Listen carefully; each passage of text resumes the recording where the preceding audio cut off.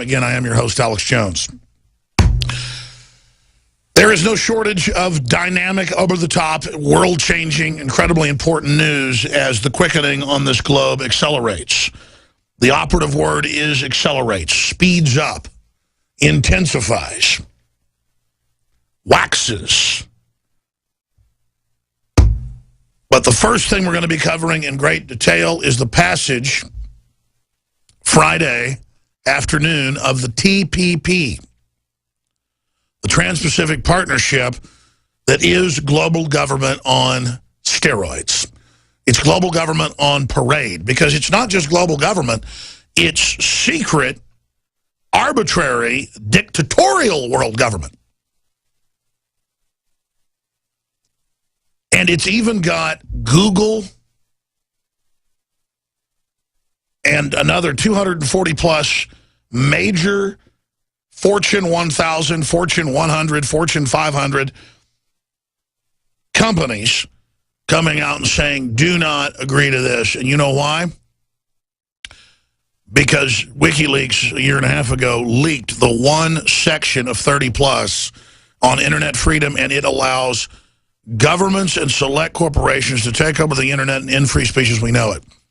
And Google, I'm not romanticizing Google, far from it, but this is the famous separation of powers that our founders talked about. Google wants to keep its power. It's forming its own planetary AI system, and it recognizes this as a totalitarian takeover, a seizure of its empire. And it's saying no. What does it tell you when 250 of the top tech companies are vehemently against it? And by the way, Apple, Google, Microsoft, they are filled with the highest levels of government, intelligence agency operatives, and others. What does it tell you when they are vehemently opposed to it? And then you've got the extreme left and the extreme right, as the media calls it. No, you've got real liberals and then real conservatives, people that don't want to be under total tyranny, against it. And so, meanwhile, you've got the Republican leadership voting with the Democratic leadership to overrule the grassroots of both parties to pass this out of the Senate. It now goes to the House. We're going to go over the whole stinking thing coming up here today. Hundreds of tech companies line up to oppose TPP trade agreement. Letters signed of more than 250 companies demand greater transparency and say dangerously vague language would criminalize whistleblowers.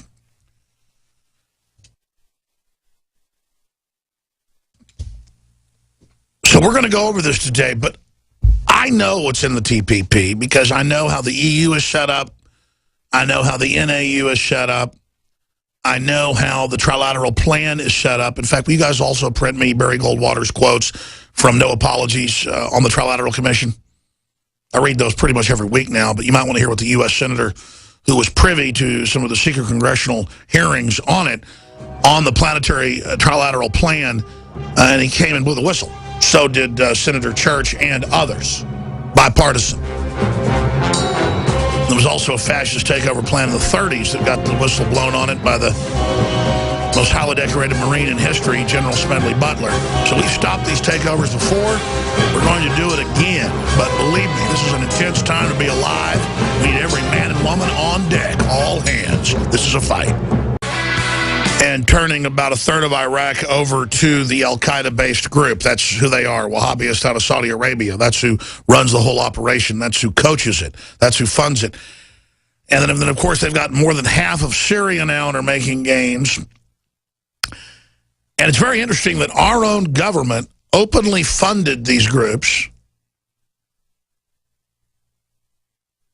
and then now is criticizing the Iraqi military because they can't defeat them, when it's our government and our media and our political elite that went into Iraq, destabilized the country, kicked out the government, and then now have basically broken it in three parts: Kurd, Shiite, and Sunni. Sunnis, the main group that al-Qaeda is within. And they just think the public is so geopolitically illiterate that they're not aware of what's happened here. This is the planned breakup of Iraq and Syria, which General Wesley Clark admitted to 10 years ago in 2 different speeches he gave, and which has been partially declassified. So coming up at the bottom of the hour, I have several mainstream news articles reporting on Judicial Watch. Just got a Defense Intelligence classified report from 2012 admitting the plan to put Al-Qaeda, a.k.a. ISIS, in control of Syria. Talk about a war crime. And that's not blaming our rank-and-file troops or even the top generals who've been vehemently against this. That's why 2 years ago they said we're not going to be the Air Force for Al-Qaeda to overthrow Assad. And they had to back off part of this plan. But that's who runs our country, and that's the orders that are being given to the Pentagon to carry out. And it's caused the greatest internal mutiny against tyranny I think I've ever seen in my study of 240 years of the U.S. government. So some very positive things are happening. I mean, if Obama ordered the military to nuke every U.S. city, would it be treason for them not to follow the order? No, it'd be treason to follow the order. We've now reached Hitlerian levels with the bureaucracy and the executive branch at the top. They are out of their minds, insane. Here are the articles. They're up on Infowars.com. Secret Pentagon report reveals U.S. created, that's close quote, ISIS as a, quote, tool to overthrow Syrian President Assad. Now, I know you know that, and Colonel Schaefer's been on, and Dr. Corsi's been on, and countless experts. But now Judicial Watch has the smoking gun. Huge. DIA docs. West wants a Salafist principality in eastern Syria in order to isolate the Syrian regime. Again, that's declassified. And who is that? That's Wahhabist Sunni Muslim Brotherhood. So that's just some of what is coming up today on that front. Simply huge. But mainstream media will not report on this, and that's why they're losing all their viewers and all their readers. Here's a headline. RIP. Over 100 newspapers dumped in a year, ads down 50%, circulation hits bottom. That's what's happening to the mainstream media. And no amount of manipulation is going to save them. That's why they want to try to censor the new media, because we explode, we grow, because we tell the truth. We at least try to tell the truth. We don't have all the answers. We're not perfect. But our heart's in the right place, and we've got a much better scorecard than they do. We'll talk about that more. Now, our top story before I get into all of the other news that's here. And Joe Biggs will join us from Cleveland, where they had the verdict yesterday and some looting, a little bit of stuff being broken, not a lot of rioting, 71 arrests by police. Joe Biggs is there right now. He'll be joining us in about an hour from now, a little bit into the second hour from Cleveland via video Skype to give us his on-the-ground breakdown of what he witnessed there. But before I go any further, I got off the radio Friday, and I had mentioned on air during the show, during the middle of the show, the weekday broadcast, that, oh yes, the TPP, the Trans-Pacific Partnership, has passed the Senate. And I realized as I got off air, I said, you know, I talked about that probably 30 minutes of the last hour and a half of the show.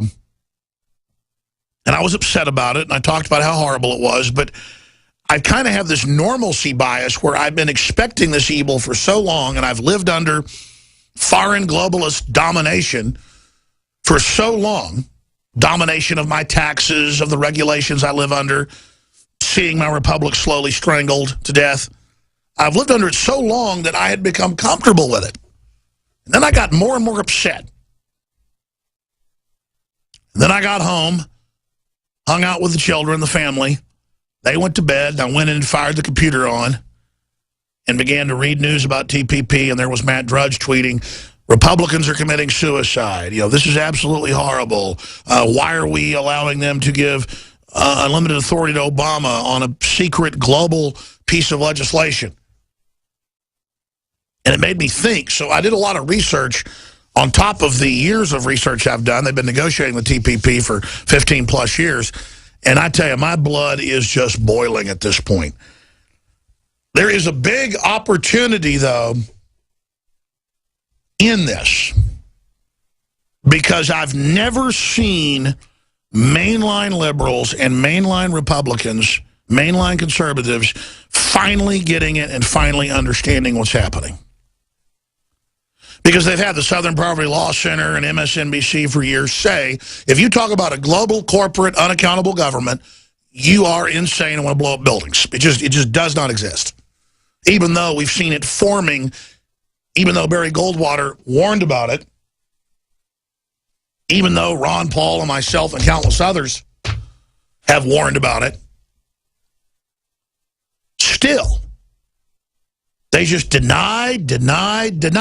There's no death panels in Obamacare. There's no plan to come after your guns. There's no. What did Barry Goldwater, in No Apologies, 1964, say, the senator? The guy that almost beat Lyndon Baines Johnson. The Trilateral Commission is intended to be the vehicle for multinational consolidation of the commercial and banking interests by seizing control of the political government of the United States. That's called dictatorship, by the way. The Trilateral Commission represents a skillful, coordinated effort to seize control and consolidate the four centers of power: political, monetary, intellectual, and ecclesiastical. That's state-run religion. What the Trilateral Commission intends is to create a worldwide economic power superior to the political governments of the nation-states involved. As managers and creators of the systems, they will rule the future. I wish I could write like that or talk like Senator Barry Goldwater. Imagine if he would have gotten elected running against LBJ in 1964. And, man, his campaign was like Alex Jones, but in a nice suit with 3 college degrees and a successful entrepreneur. They own shopping malls around the country. Imagine, it was like an Alex Jones in a fancy suit up there saying exactly what I say. And America didn't elect him. And then here we are later, just now getting to the point where the public will start looking at what's really going on again. I mean, Ronald Reagan gave speeches like that when he was running for the presidency in 1979. He quoted Barry Goldwater. America knew this. America held a lot of this back. And then by the 80s and 90s, we go into this amnesia that there are foreign corporate interests taking over, and now we're just dead in the water. Now, there's an awakening happening again, but it better happen quick because there's no debating what's happening. It's like if your boat's going for the shore, you're out there water skiing, and you say, hey, gee, Dad, looks like you're about to run into the land. It's 100 yards away, better turn the boat. No one goes, oh, who says we're going towards the land? There it is. We're going towards the rocks. Turn the wheel now. Turn it. Back in 1974. But Barry Goldwater, the senator, had spoken about it, and others had talked about it back in the 60s because it had been proposed to Congress to go along with signing up to world government a decade before.